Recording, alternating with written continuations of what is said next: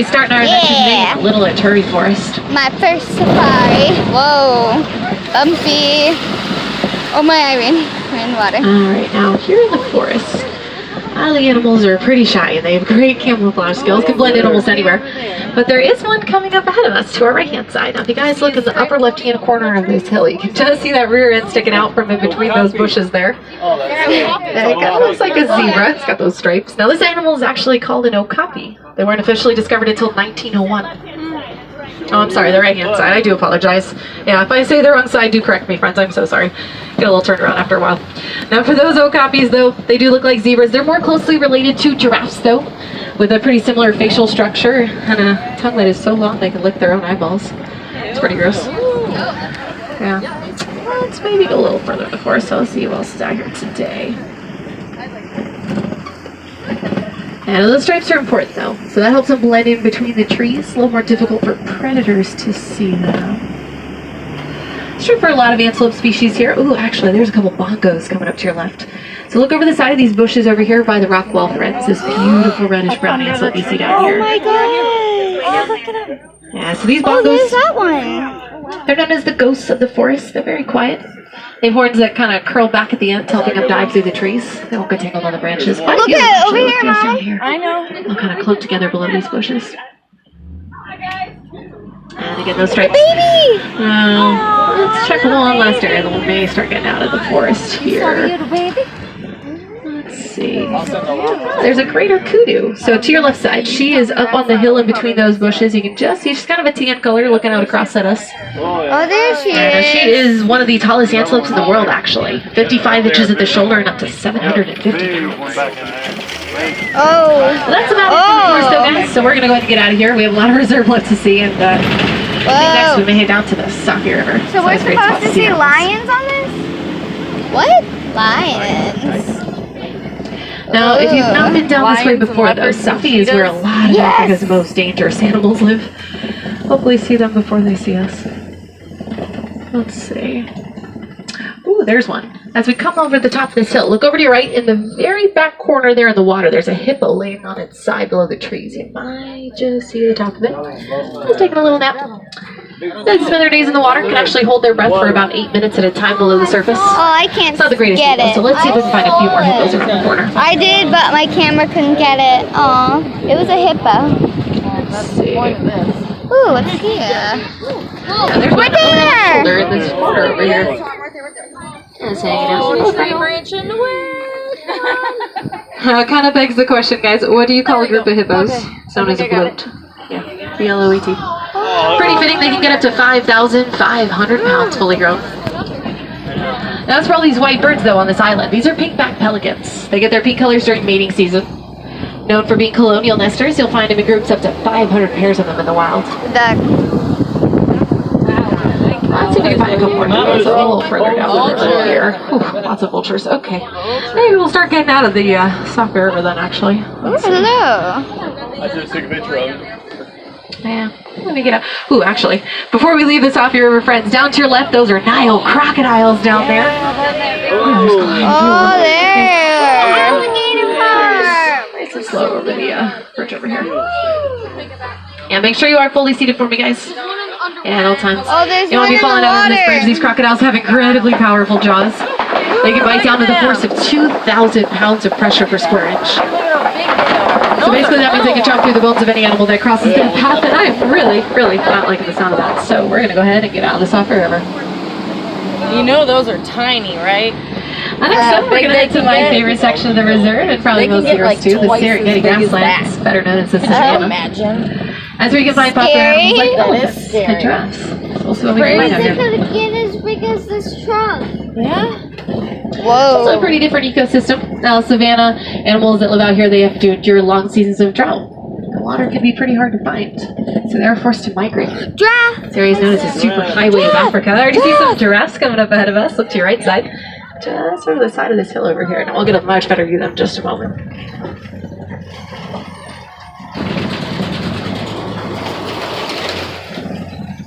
As we do come down this hill, though, guys, I want you to take a look out to your left. You're going to see my favorite view of the entire reserve. Isn't that beautiful out there? Dinner. It looks like a couple giraffes actually out here. So, tallest land animal in the world. Those giraffes can get up to about 20 feet fully grown. And it's pretty fitting, but a group of them. That's actually called the Tower of Giraffes. Oh. So just over to your right there below those trees. Of the cows. And their huge, gigantic horns. And they're actually pretty tall to start out with when they're born as well. So baby giraffes are 6 feet at birth. If any of you guys are 6 feet tall, congratulations, you're the same size as a baby giraffe. There's another one up here on your right. Also guys, over the side of the tall grass here, now this larger brown animal that you see with the long horns. These are Ankole cattle, the only domesticated animals on the entire reserve. Those horns can get up to 5 feet long. They can get up to 8 inches in diameter at the base. Now they're not as heavy as you're probably thinking though. Those horns are mostly hollow inside. They can kind of actually circulate blood through them, cools them down on hot days. It's like a personal air conditioning on their heads. Lower that temperature a little bit. Kind of a cool thing that they have.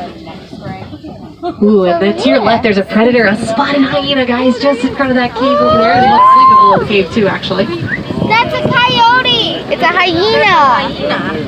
It's a hyena. Big hyena. Just crossing looks like it might hit to the back side of that cave, but there is one sleeping down below too. I see it. It's inside of the cave. Maybe having a dream. Aw. No, these are nocturnal creatures, so they are more active after sundown. So when they do most of their hunting. A lot of people think they're scavengers, and guys, they're not going to turn down a free meal, but they do most of their own hunting. Very successful at it too. Very powerful. Another jaws. giraffe. Now to your left-hand side, a couple different antelope. Now there's that giraffe there in the middle too, just snack on the side of those trees there up on the hill. Oh. Yeah. That's what they do all day. That. They love eating. It's their favorite thing. Actually eat for about 20 hours of every day. Now the brown antelope just past that giraffe to your right, the right-hand side of that giraffe, I should say, back on the left there. Those are sable antelope, official emblem of the reserve, kind of like a mascot. And then all these shaggy gray animals you see on your left, and then a couple here on your right as well. These are white-bearded wildebeest, and they're one of the largest migrations on Earth. A total of about 1.5 million of them every year that cross the continent of Africa. They're kind of following the reins. This is one of those animals that really relies on these herds for protection. Especially if you see how they're all sitting on our left. They're all looking in different directions. They do that on purpose and take watches to look for predators out here. Whoa. Because if they see a predator, let the rest of the herd know so they all can get up and start running. Get away safely. No iron team. No iron team, guys. Good job. And those herds, pretty important because there's not many places for animals to hide out here. Not as many bushes and trees. Now let's look at that giraffe out to your left over there too. Whoa. Yeah, They do I see spend it. 20 hours of every day eating friends. You think they get full quickly, but their stomachs have 4 compartments. Mommy, there's a One baby. fills, just goes right to the next one. Mom, there's a baby over there. That's a gazelle, baby. I know, it's a baby gazelle though. No, Right. those Look at are him. those full-size Come up gazelles. this way now, and it looks like Baby some gazelles are half that springbok, size. and so some Patterson. Ah, it looks coming like up a here. baby. Aww. It's small, but it's not a baby. Aww. I wish. Now guys, springbok are these little tan antelope coming up on your left side with the white underbellies, and they have lots of power in their little legs. Now these guys can jump about 6 feet up in the air from a standing position. At the same time, 13 feet forward. Call that cronking. And then my friends, they also can run pretty fast, 55 miles an hour. They're actually one of the fastest land mammals in the world. Also to your left, this larger tan-colored antelope is a Patterson eland. The one that's a little further up the hill, she is a fully grown female. The one that's kind of closer to us towards the front of the truck here, she's actually a baby. Now, she's going to grow to be the tallest antelope in the world, though. They can get up to 6 feet at the shoulder and over 2,000 pounds. Oh, there's a couple more springbok over here. Hey, guys. They remind me of s'mores. They have the graham cracker top, chocolate middle, and a little marshmallow bottom. YouTube? Yes. One more Patterson eland to your right, and then guys, we're gonna wave goodbye to all these antelope here because we're gonna go a little further back on the West Savannah because we're looking for something a whole lot bigger next. Okay. And we're gonna start making our way towards Tembo country, which is the Swahili word for elephants, guys. Oh. It's out here today. Elephants. And fully grown male elephants. Now they can weigh up to 14,000 pounds fully grown. Ivy, look it. They're pretty solitary too. Male elephants will typically go off on their own once they reach adulthood. It's around 13 years of age for an elephant. And then the rest of the herd, the females and younger males, are the ones that are going to stick closer together. So we're kind of on the outskirts of elephant country now. I may see if we can find that male elephant. Oh, goodness. Let's see.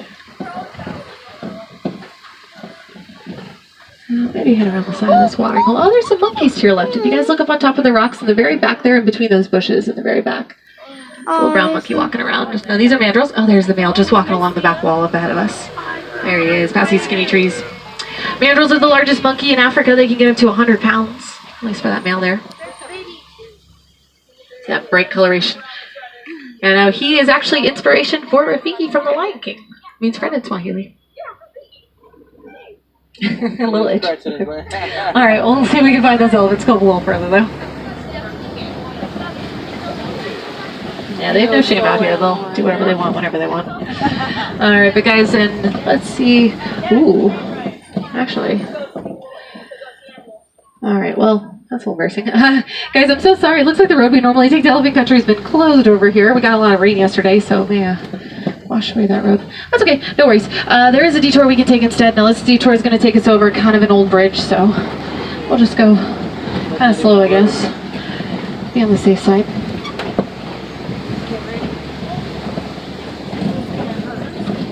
Yeah, we'll just use those across. This is a great detour, though. This is going to take us back to red clay pits. Elephants love red clay. A lot of minerals, a lot of nutrients inside. Good part of their diet. Ooh, that's not sounding too good, though. Okay, let's get out of here. All right, front tires, I'm safe. Actually, it's okay. That means you guys can come too. Ooh. As we're coming around the corner to these red clay pits, though, just keep your eyes open. Look for those tusk marks. Now, that herd should be around here somewhere. Saw them not too long ago. Oh, there's all those tusk marks to your right over here. Also, guys, down to your left, great sign, but there are some footprints down there in the dirt. Now, my guess, it's kind of getting to the afternoon, so probably down by the watering hole. It's usually their favorite spot to go. I do want to mention, though, females a little smaller than male elephants. They'll get up to 10,000 pounds, and they have one of the longest pregnancies in the world, guys. It lasts about 2 years. We call that a no thank you. 22 months to be exact, though, and at the end of those 22 months, Mama, she's the grand prize winner of a 300-pound baby. Let's take one for the team. Yep, there are a couple. They're down by the watering hole, so we're heading right down to where that baobab tree is on your left-hand side. That's a cool looking tree, man. Now, for these baobab trees, is these trees that look like they're upside down. Again, they can store water inside their trunks, my friends, and elephants. They'll use their tusks to dig out holes in the trunks of these trees. And they'll stick their trunk inside and they'll drink the water. It's like a juice box for them, help them out during those drought seasons. We're coming up to the elephant. This one coming up on our left, though, as we're getting around this watering hole here. Look at it. Okay, it's just hanging out. Looks like the rest of them are all kind of hanging out across over here on our left, just up ahead past this ridge over here. Also, guys, as we're coming around the watering hole, all these birds on, well, not all of them, but most of the birds on this island are greater flamingos. And the largest of all flamingos, they can get up to about 5 feet tall. And they get their pink color because they eat brine shrimp. It's full of a nutrient called beta-carotene. It takes about a year to get that color. Now, there actually is a baby elephant on our left, though. If you look out across from the water up from us here, you see that little one hanging out next to that adult. Just the back of it. That little one hanging out. Now, baby elephants, super important, guys. In the wild, these animals are poached in great numbers for their ivory tusks. They sell for a lot of money on the black market. The average is actually about 96 of them that are poached every single day. And when you consider 2 years of pregnancy, they can't repopulate that quickly. So we're going to want to make sure we can help them out as much as we can. Now, there are lots of things you guys can do to help out those elephants. You can always recycle, especially your electronics like cameras, cell phones, laptops, tablets. Guys, if it has a battery or a charge, it's full of a substance called coltan. It's mined for from the ground. Elephants live over a lot of it, or losing their homes for that stuff. So recycle those electronics to make sure they have a place to live. And ooh, there's a zebra and some ostriches to your right. Be like, way at the top of this hill. See that zebra rear end sticking out from behind those trees there. Yeah, that's up by the Kopi, so we'll get a little better view of that hopefully in just a moment. There's a zebra. Now, zebras, though, are very unique animals, friends. No two have the same stripe pattern. Tell me And they're if you saw the incredibly capable of zebra. defending themselves because they have What? a hind kick so powerful it's enough to break the jaw of a lion. Oh, whoa. Speaking of lions, now we're going through big cat territory. And there are some Yes! cheetahs to your left over here. If you look at the bottom left-hand corner of this hill, you just see. And then one up on the hill just at the very end of those logs that are in the middle. You can kind of see it rolling around in the grass there. That's the fastest land mammal in the world, guys. Those cheetahs can run about 65 miles an hour, reach that speed in about 3 seconds flat. And they're really well built for speed. So they have non-retractable claws to grip the ground as they run, Oh, and there it powerful is. tails they'll use kind of like a rudder system. They can change direction after their prey. And, oh, there's two more. Now these guys are kind of hiding over to your left as well. If you see these larger logs that are close to the truck here, look just over the top of those two logs, way in the back there below the trees, kind of in the shadows. Just see two of them laying out. Yeah. Yeah. Group of them is called a coalition of cheetahs. That's a little coalition back there. See how that came out. Very unique as far as big cats go. Now they're the only large cat in the world that can purr like a house cat. Let's get around these copies. Let's see if we can get a little better view of those zebras and ostriches one last time. Ooh, there's some white rhinos hanging out up here, guys. And the white rhinos, they weigh 5,000 pounds. Rhinos? So just to your right over here is we're coming around the side of the rocks. So right up here on this hill. Mom, you're gonna miss it. White rhinos. You said that's my human. That's Now, not. these guys have very poor eyesight. They can't see very far in front of them. Well, super loud they're hearing.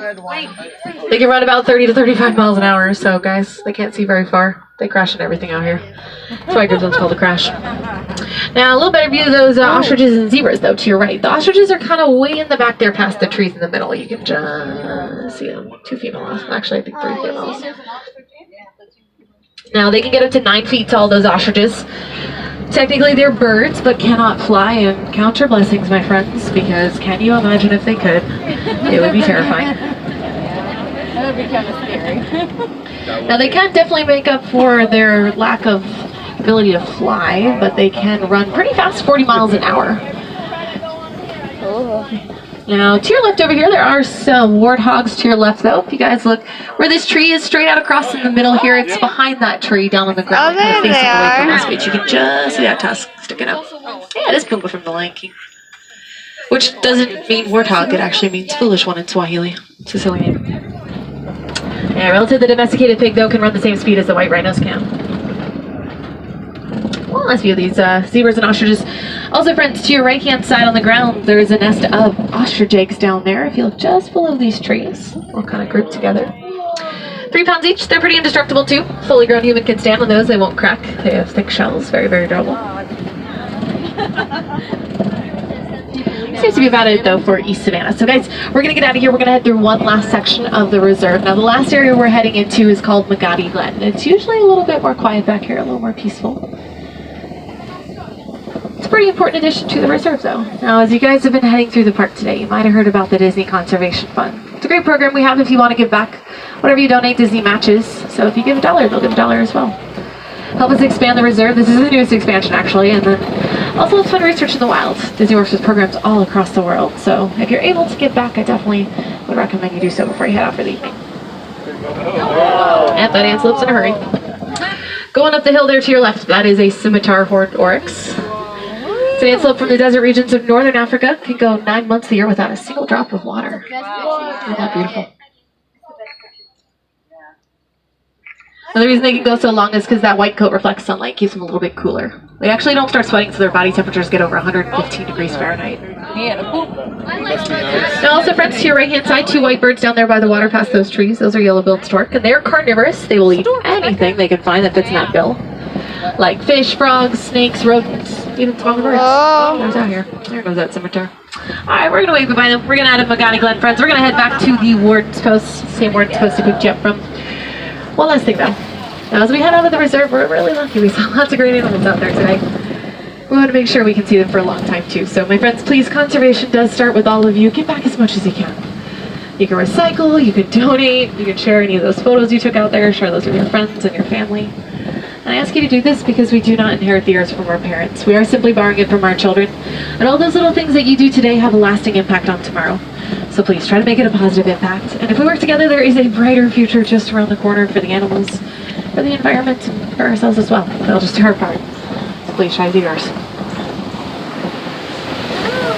You're also welcome to come on back and join us anytime here at Kilimanjaro Safaris, because no 2 safaris are the same. The animals make sure of that. Never know what you're going to find out there, friends. So come back and see us again real soon. Always happy to have you.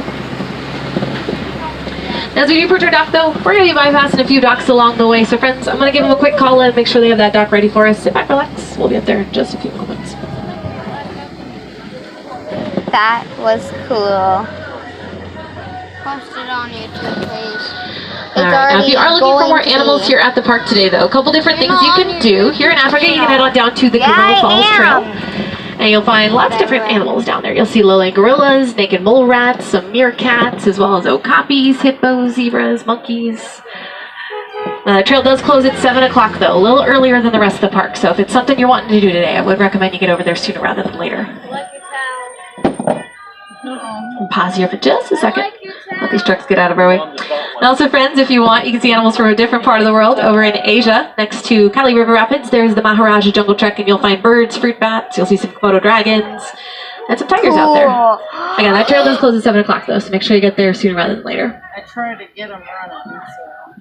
You can also come back here later to Kilimanjaro Safaris, because we do run till park close. If you've never done a night safari before, I would recommend that. Pretty different experience out here on the resort once that sun goes down. Now, we're not stopping at this dock, friends, but you can say Jumbo, give away to the ward. Jumbo, we're done. Jumbo. I'll head right around the corner here. Now we're almost to our dock. Just a little ways further. Now also, guys, if you're looking for something to end your evening here at Disney's Animal Kingdom, if you're planning on staying till park close, I would really highly recommend that you go see Rivers of Light. It's our nighttime show in Asia on the lagoon. It's going to be right across from Expedition Everest. So if you already have a fast pass, head up that way. You redeem it up there, and then if you do not have a fast pass, I would recommend you get there at least 30 minutes before showtime. Make sure you get a good seat, and you're heading over to Dinoland, USA. So if you cross through the Discovery Island area into Dinoland, it's going to be on that left-hand side. Or if you'd rather not do that, at least stop by at Discovery Island in front of the Tree of Life, that big tree in the center of the park. After the sun sets, comes awake with different stories on its trunk. It's really, really beautiful, my friends. And there's a couple different stories that tree will be telling this evening. So if you stick around for about 10-15 minutes, you should get to see more than one of them. Look! It's a great way to end little your night out, Little toys. Who left one there? We're just going to wait one more second, just a few more trucks in front of us. I think people put them there, Dito. You don't see that? Oh no. Woo. We went on the Avatar ride. It was amazing. I suggest you guys go ride it. And Animal Kingdom is the best All right, now my friends, one to visit. as we're coming up to our dock, though, this is a great time. If you guys could please go ahead and start double checking those rows. Make sure you have all of your personal items with you before you head out, like purses, backpacks, wallets, keys, cameras, cell phones, favorite children. Don't leave anything behind. It's a pretty long walk back here to Africa if you do, so just double check that for. Make sure you have everything with you before you go. Make sure you have all your pockets. Don't leave us.